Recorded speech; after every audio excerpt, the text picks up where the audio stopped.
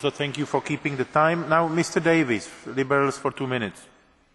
President, today is supposed to represent a new start for Europe. But what have we here?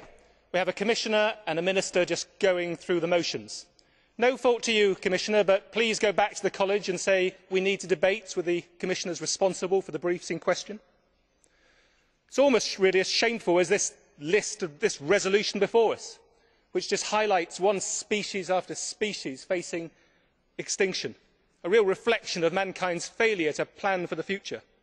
And of course this issue of bluefin tuna, which no doubt will dominate the debate, really highlights the issue, it focuses it, and it is of course a species purely in European waters. The most expensive fish in the world, each one selling for tens of thousands of euros.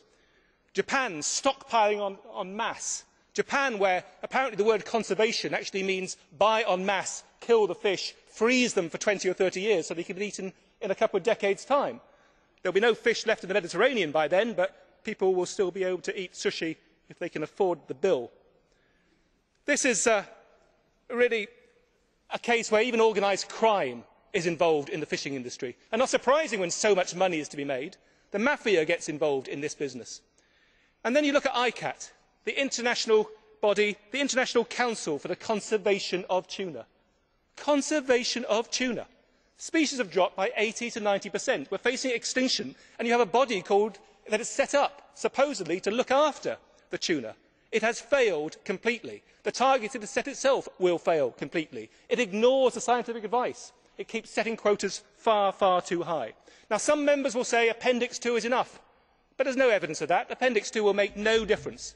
They will come back in a few years' time and say, sorry, got it wrong. There will be no tuna left. So, Mr. President, let us back the proposal that this fish be cited on Appendix 1. Let us just remember that it is time we try to control mankind's greed. It is time we try to give a bit of thought to the future of our seas.